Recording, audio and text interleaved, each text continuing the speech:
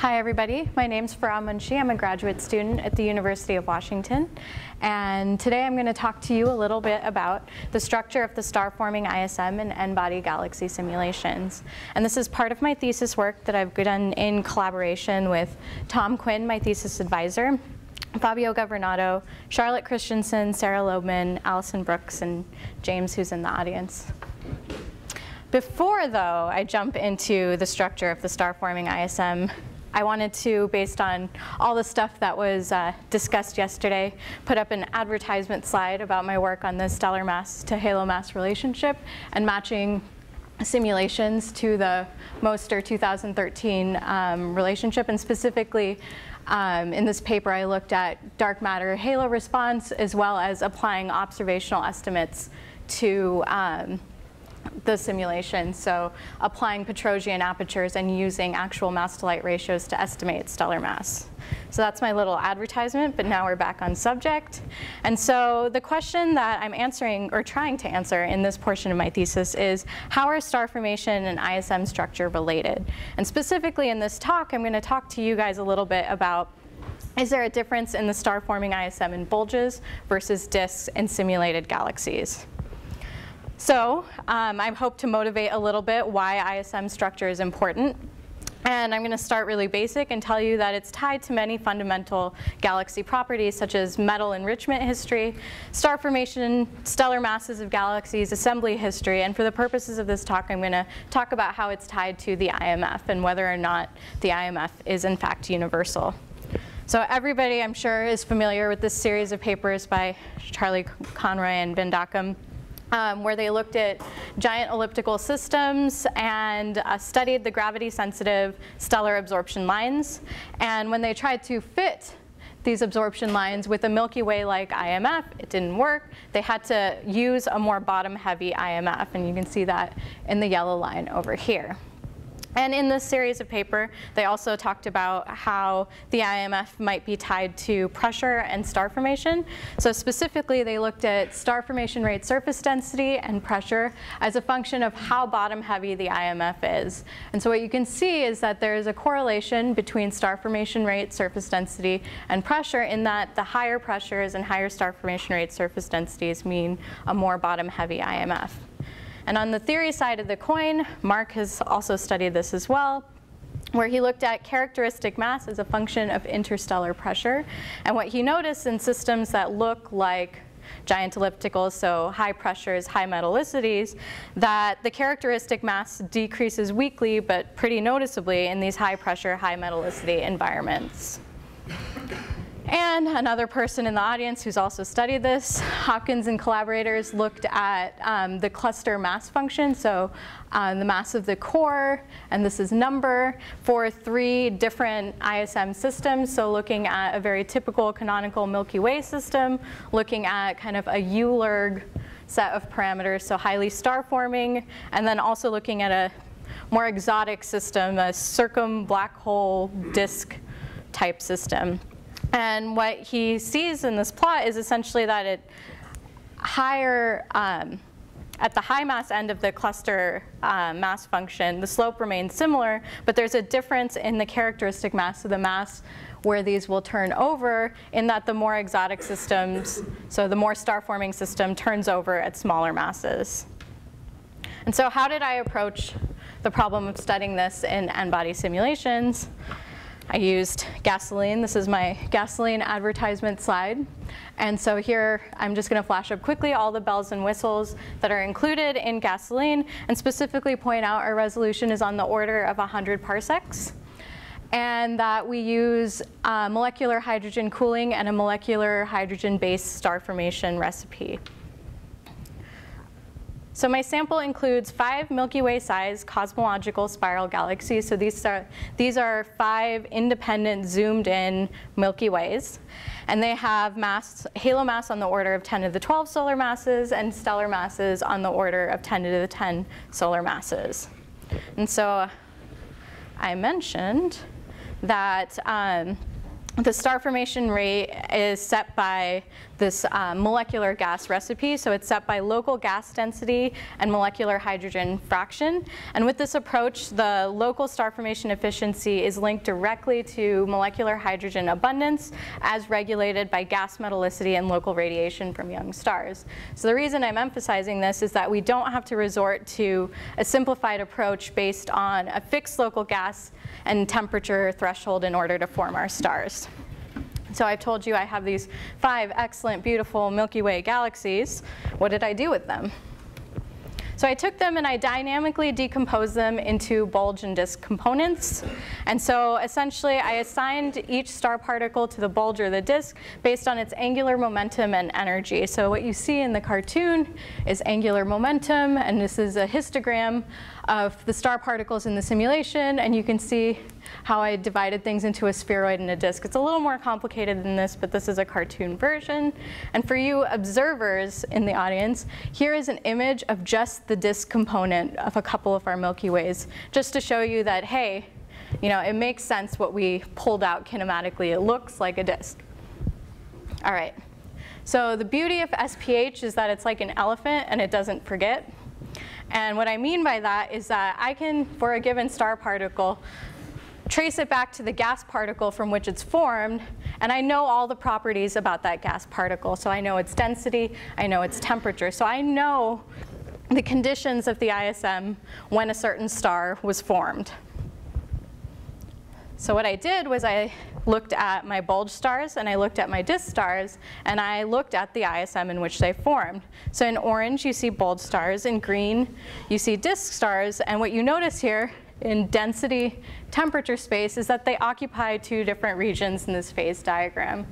So the next question was, what does this look like in pressure space?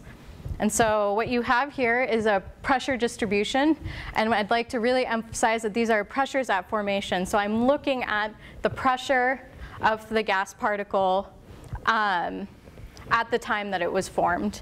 And what I want to have a little disclaimer here is that I didn't blow up these axes because I didn't want you to look at the actual values. All I want you to notice here is that they have different peaks. So disk stars are forming on average at lower pressures than bulge stars. And the reason that I'm not letting you look at these values is because our actual pressure values are going to be resolution limited, but it's important to note that they have 2 distinct distributions. All right, so the next way I kind of visualized this, visualized what I was seeing was by looking at pressure versus time and star formation rate versus time. So the way I calculated pressure versus time was I looked at the median pressure in a given time bin for all the stars for all the gas that turned into stars in that time bin. And star formation rate is exactly what you think it is. And there are 2 things that I want to point out on this slide. And the first thing I wanted to point out is that at early times, so before about 6 gigayears, both the bulge and the disk are forming stars at higher pressures. The second thing I wanted to point out was that there seems to be some sort of relationship between where the peaks of the pressure distribution and the peaks of the star formation rate are occurring. And so there's some sort of relationship between how intensely stars are forming and what the pressure of the ISM is. And I wanted to look at that a little bit more closely. So like I said, you've been seeing all these plots for just one of our galaxies. I have 5 Milky Ways. And so I looked at how star formation rate and median pressure relate to each other. So let me unpack this plot a little bit. So we have star formation rate on the x-axis, median pressure on the y-axis. And what I did is for a given time bin, I looked at what the average star formation rate was in that time bin, and I looked at what the average pressure was for all the stars that formed in that time bin. And so each individual color corresponds to a different galaxy. And so all the light blue points are for one galaxy, all the dark blue are for another galaxy, and so on and so forth. And each point represents a different time bin in a given color. So I threw on this little dashy line to maybe convince you that there is a loose, very scattered correlation between star formation rate and median pressure in these galaxies. All right. So I'm going to flash up my conclusion slide. Hopefully, through the course of this talk, I've convinced you that the star-forming ISM in the bulge and in the disk are different, and that there's a weak correlation between pressure and star formation rate. But I would say that it exists, and that stars formed earlier in a galaxy's history tend to form at higher pressures. And so back to, I think I'm getting told to get off the stage. Back to my original set of questions. Is there a difference between the star-forming ISM and bulges and disks? If there's anything I want you to take away today, is that I think that that answer is yes. Thank you.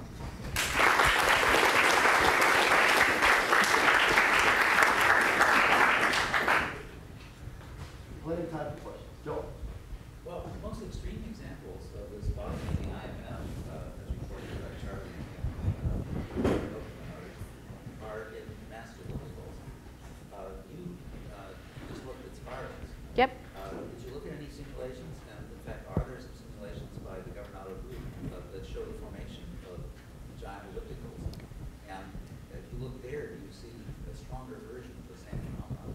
So I have, in fact, run a giant, what would be a giant elliptical at z of 0 to about z of 2.5.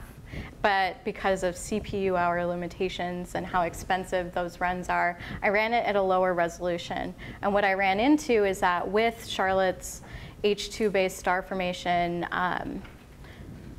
it's resolution dependent. So the pressures you end up resolving and getting in a lower resolution simulation aren't comparable to the resolution of these simulations. So it would be unfair for me to throw them all on the same plot because my pressure values are going to be resolution limited. So ideally, and what I'm going to be asking for time for, is to run a giant elliptical, or what would be a giant elliptical, to z of 2 maybe, so I'm not burning all the hours, and run it at a similar resolution. And I will be asking for that time.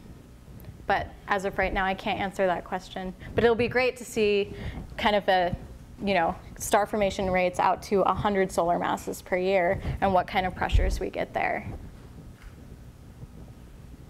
Any other questions? So you predict that the old disk stars also form in high pressure.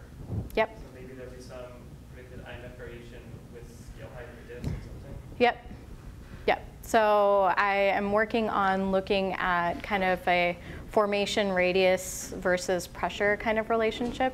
And I have preliminary results on that, but I'm a little bit sketchy about how I'm calculating my formation radii, so I didn't want to throw it in here.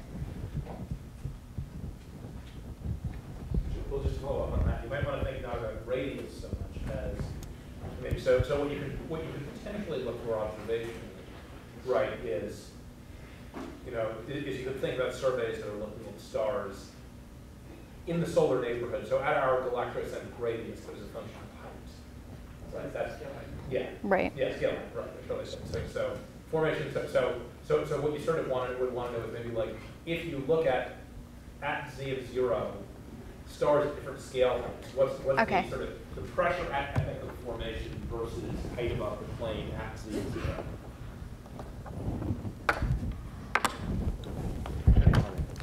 So, could the correlation between star formation rate and Pressure. be the result of the star formation prescription? Could you use a nonlinear star formation prescription? Right? Yes, I do. So naturally, at higher densities, you get more star formation, which is nonlinear. Right. I'm not sure off the top of my head. I'd have to think about that. But I do want to talk to you about that.